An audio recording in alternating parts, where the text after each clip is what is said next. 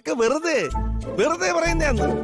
ഏതെങ്കിലും ഭർത്താക്കന്മാര് ഭാര്യമാർക്ക് കല്യാണത്തിന് മുമ്പ് കൊടുത്ത വാക്ക് പാലിച്ചിട്ടുണ്ടോ? ഏട്ടൻ പാലിച്ചിട്ടുണ്ടോ? ചുമ്മാ ഇതൊക്കെ വെറുതെ പറയുന്നത്. അങ്ങനെയൊന്നും അല്ല സഹദേവ. പൂർണിമയും സഞ്ജയും ഇങ്ങനെയൊക്കെ തന്നെയായിരുന്നു. അയ്യോ,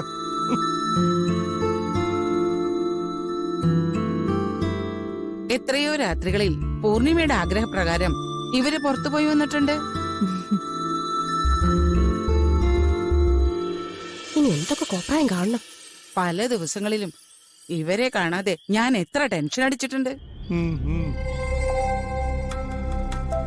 ഈ ജന്മം ദുർഗയ്ക്കുള്ള എല്ലാ ആഗ്രഹങ്ങളും എന്നെ കൊണ്ട് പറ്റുന്ന പോലെ സാധിച്ചു കൊടുക്കണമെന്നാ എന്റെ തീരുമാനം.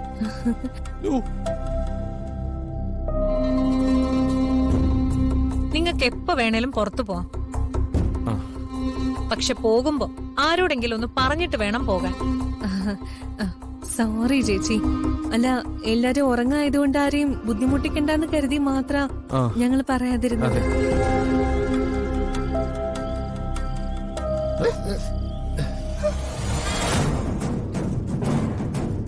ഇതെന്തിനാ?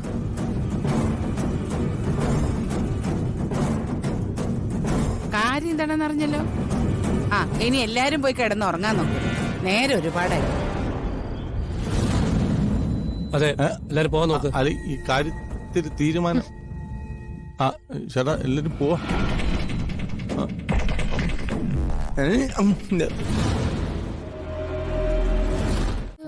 രാത്രിയിൽ മതില് ചാടി കിരണും ദുർഗ ഐസ്ക്രീം കഴിക്കാൻ പോയത് കണ്ടില്ലേ? അതൊക്കെ എത്ര റൊമാൻറ്റിക്കാ. എനിക്കും അങ്ങനെയൊക്കെ വേണമെന്ന് ആഗ്രഹമുണ്ട്. നമ്മളെന്തിനാ മതില് കിടന്നത്? നമുക്ക് ഗേറ്റ് തുറന്ന് പോവാലോ. ഓ, ഇത് ശരിയാവില്ല.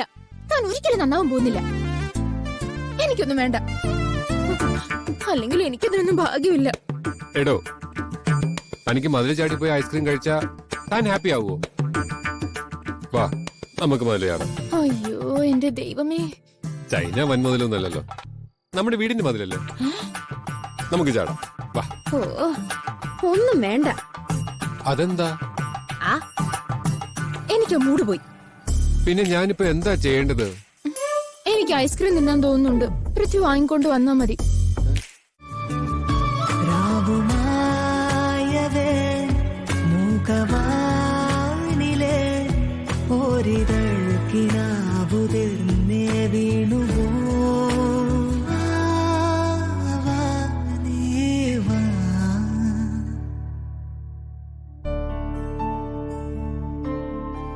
സഞ്ജയ്, നമ്മുടെ കല്യാണം കഴിഞ്ഞിട്ടും ഇതുപോലെ എന്റെ എല്ലാ ആഗ്രഹങ്ങൾക്കും സഞ്ജയ് കൂടെ നിൽക്കോ?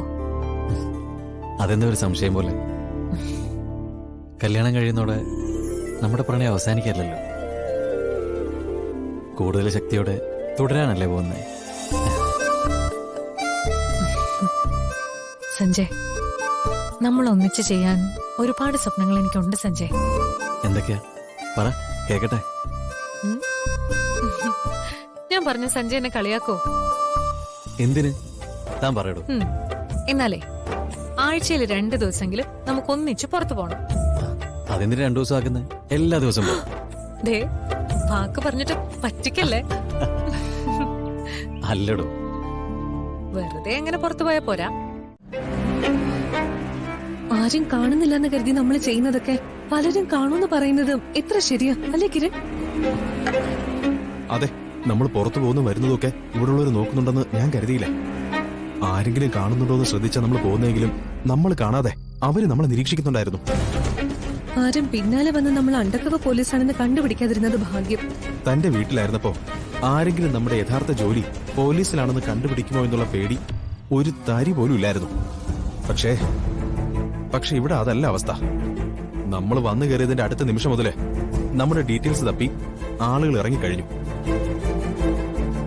നമ്മൾ വളരെ സൂക്ഷിക്കണം കിരൺ, അല്ലെങ്കിൽ പ്രശ്നവും. ഇത്രയും പേര് നമ്മളെ നിരീക്ഷിക്കുമ്പോ ഒരു ചെറിയ ശ്രദ്ധക്കുറവ് പോലും നമ്മളെ കുഴപ്പത്തിലാക്കും. അതെ, നമ്മുടെ ടീമിൽ ഇവിടുത്തെ അവസ്ഥയൊന്ന് പറഞ്ഞു വെക്കണം. ജോർജ് സാറിനെ അറിയിക്കണം. അല്ലെങ്കിൽ പല സ്ഥലത്തും നമുക്ക് സമയത്തിന് എത്താൻ പറ്റാതെ ആയി പോവും. ഇപ്പൊ പറയണ്ട, ഇതുവരെ നമ്മൾ മാനേജ് ചെയ്തില്ലേ, ഇനിയും നമ്മളത് ചെയ്യും. നമ്മുടെ പ്രയോറിറ്റി കേസിന്റെ അന്വേഷണവും നമ്മുടെ ജോലിയുമാണ്. ബാക്കിയെല്ലാം അത് കഴിഞ്ഞേ ഉള്ളൂ. അതെ, പക്ഷേ ആര് നമ്മളെ തിരിച്ചറിയരുതെന്ന കാര്യത്തിന് അത്രത്തോളം തന്നെ പ്രാധാന്യമുണ്ടോ? നമുക്ക് നോക്കാം. എന്ത് സംഭവിച്ചാലും നമ്മൾ ആർക്കും പിടികൊടുക്കാൻ പോകുന്നില്ല. ഏത് സിറ്റുവേഷനും നമുക്ക് മാനേജ് ചെയ്ത് പോയേ പറ്റൂ. എന്നാലും നമ്മൾ ഇനി സൂക്ഷിച്ച് മുന്നോട്ട് പോണം. അത് മനസ്സിൽ വെച്ചിരുന്നാ മതി.